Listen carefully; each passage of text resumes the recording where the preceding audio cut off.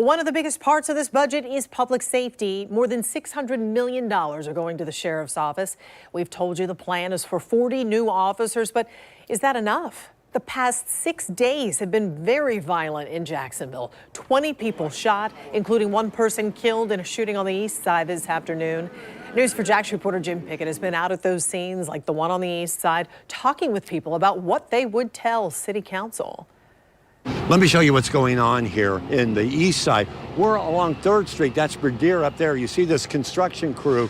There's also a crime scene here. The sheriff's department is still here.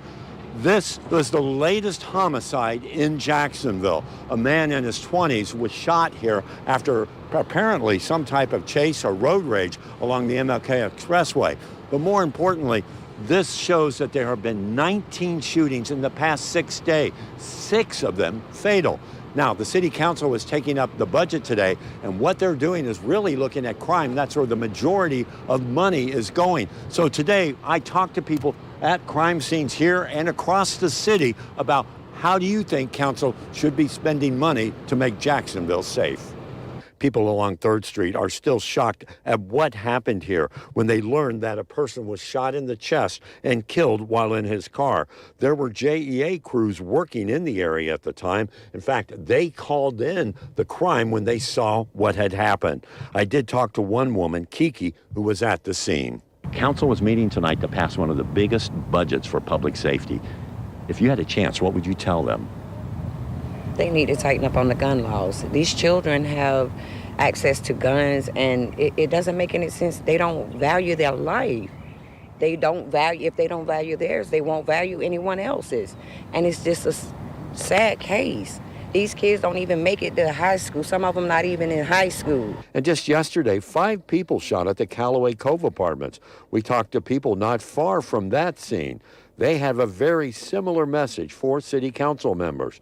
They're not concerned about the money and where it's going. They just want to see council address what they believe is the real issue. If you enforce the school, making these kids go to school, Jacksonville will be a lot better.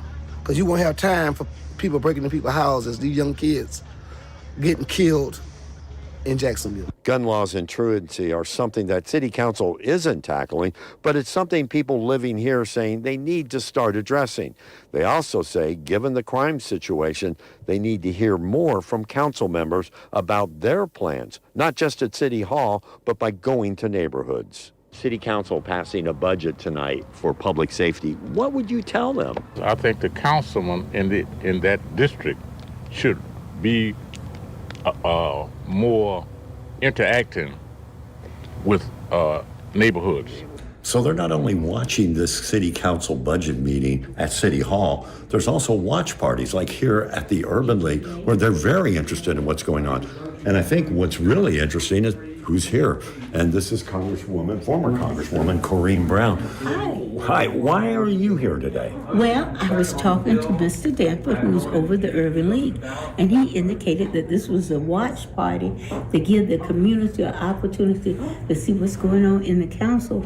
We've proven as people that we can elect them, but we got to make them accountable, and we need to know what's going on. And that's what you're doing, making sure they know. So this is one idea. So this council will approve a budget tonight, and then they have a year to work with this. Jim Pickett, Channel 4, the local station. Thank you, Jim.